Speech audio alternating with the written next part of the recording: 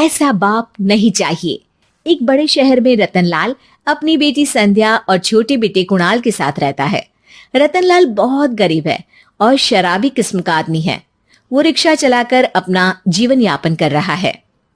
रतनलाल एक अधेड़ उम्र के आदमी योगेश्वर को कभी कभी अपनी रिक्शा से मार्केट या मंदिर छोड़ता है और कभी कभी बाजार से उसका सामान भी ले आता है। एक दिन रतनलाल योगेश्वर से कहता है, साहब, आपके पास गाड़ी है, फिर भी आप कभी कभी रिक्शा से क्यों जाते हो? इन शहर की गलियों को आराम से देखना मुझे बहुत पसंद है। ठीक है साहब, मैं चलता हूँ, कल फिर आऊंगा। अरे रतनलाल, रुको तो। मैंने सुना है कि तुम अपनी बेटी को कुछ पैसों के बदले किसी को दे रहे हो। अभी किसी को बेचे नहीं तो क्या करे साहब। एक छोटा बेटा है, उसको पढ़ाना भी है, उसकी देखभाल भी करनी है, और अगर मैं बेटी को घर में रखूंगा तो उसकी शादी कैसे करूंगा साहब। तुमको कितने पैसे मिल रहे हैं? अब 50,000 साहब। देखो, मैं तुमको पूरे 20 लाख रुपए देता हूँ। तुम अपनी बेटी संध्या को मुझे दे दो। हैं? 20 लाख? धन्यवाद साहब, धन्यवाद। मैं कल ही उसे आपके पास छोड़ जाऊंगा साहब। अगले दिन रतनलाल संध्या को हमेशा के लिए योगेश्वर के यहाँ छोड़ आता है और बदले में 20 लाख रुपए लेकर घर आ जाता है। रतनलाल जिंदगी में पहली बार इतने पैसे पाकर बौखला गया। उसने एक अच्छा घर लिया। कुणाल, अब हमें कोई चिंता नहीं है, तो अब अच्छे से पढ़, खूब मन लगाकर पढ़ाई करना। पापा, मुझे पढ़ाई करना अच्छा नहीं लगता। अरे तूने अगर ज्यादा बकवास की ना तो बहुत मारूंगा। कल से तू अच्छे स्कूल में जाएगा तो जाएगा, हाँ बस। कुणाल का एडमिशन एक अच्छे स्कूल में हो जाता है, लेकिन आए दिन स्कूल से शिकायत आती ही रहती है। 10 साल बाद एक दिन प्रिंसिपल मैडम रतनलाल को स्कूल में बुलाती है। रतनलाल, आपका बेटा कुणाल बहुत आवारा हो गया है और ये बिल्कुल भी पढ़ाई नहीं करता है, बल्कि उसका दिमाग गलत कामों में जा रहा है। अब मैं उससे बात करूंगा मैडम। ठीक है, आज ये आखिरी मौका है, अगली बार तो मैं उसे स्कूल से ही बाहर निकाल दूंगी। रतनलाल घर आ जाता है और कुणाल से कहता है, कुणाल बेटा, मैं तुम्हारे ऊपर इतना पैसा लगा रहा हूं, फिर भी तुम स्कूल में सही से क्यों नहीं पढ़ते हो? आप तो रहने ही दीजिए, मैं सब जानता हूं कि ये पैसा कहां से आया है। और वैसे भी अब ये पैसा मेरा है, मेरा जो भी मन होगा मैं करूंगा। आज के बाद मैं कभी स्कूल नहीं जाने वाला। रतनलाल को अपनी बेटी की याद आती है और वो रोने लगता है। 5 साल बाद कुणाल एक दिन एक लड़की को शादी करके घर ले आता है। पिताजी, ये मेरी पत्नी है स्वीटी। तुमने शादी कर ली? हाँ, शादी कर ली मैंने, दिखाई नहीं दे रहा? और अब से आप फिर से कमाना शुरू कर दो, बहुत बैठ कर खा लिया। कुणाल, तुम इस बुड्ढे को घर में क्यों रख रहे हो? देखो ना, ये शराब पीता है, इसे घर से बाहर निकाल फेंको। अरे स्वीटी, ये मेरे पापा है, कैसे बाहर निकाल दूं? और वैसे भी घर में कोई तो चाहिए ना काम करने वाला, नौकर समझ कर रख लो। इस बुड्ढी को तो घर से बाहर निकाल कर ही रहूंगी मैं कब तक इसके लिए खाना बनाऊंगी?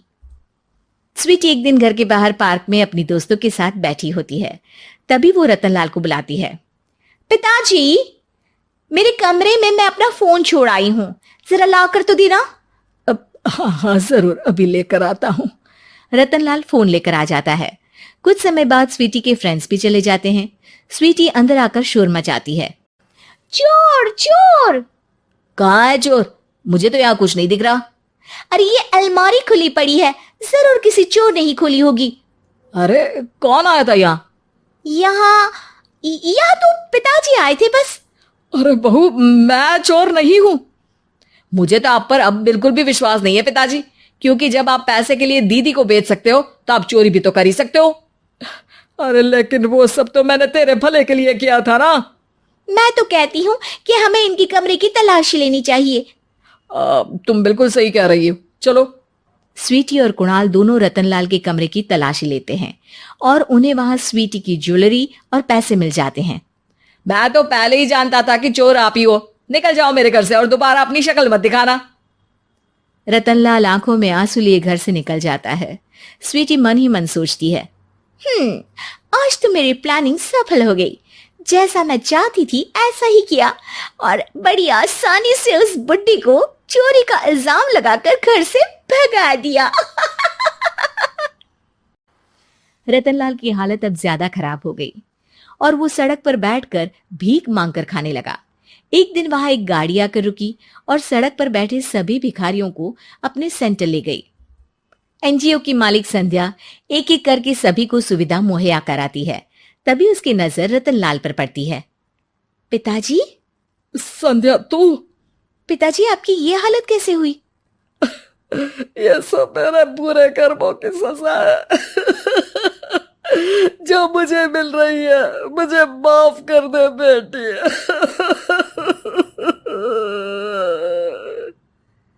पिताजी, मैं आप पर बिल्कुल भी गुस्सा नहीं हूं, क्योंकि आपने मुझे यहाँ भेजकर अच्छा ही किया।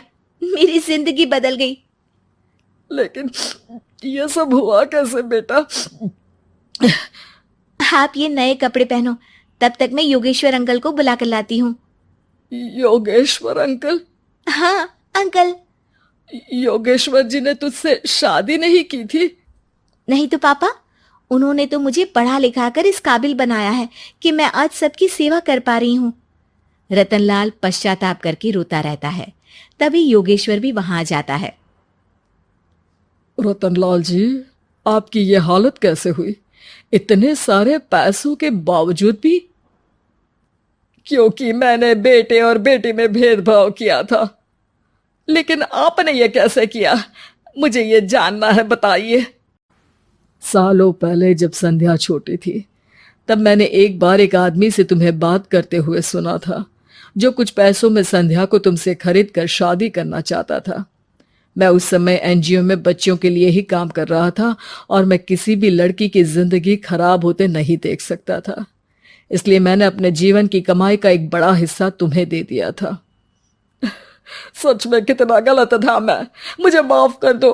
अब आप दोनों मेरे साथ घर चलो और आज मैं अपना सच्चा प्रायश्चित करना चाहता हूं। योगेश्वर और संध्या रतनलाल के साथ घर जाते हैं। स्वीटी दरवाजा खोलती है। चोर भिखारी, तू फिर से आ गया? चल भाग यहाँ से बुड्ढे।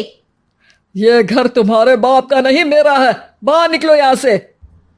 रतनलाल कुणाल और संध्या को घर से बाहर निकाल देता है। योगेश्वर जी, अब ये घर आपका है और अब आप यहाँ एक और एनजीओ खोल सकते हैं। शायद अब ये सच्चा प्रायश्चित है। संध्या अपने पिता के गले लग जाती है।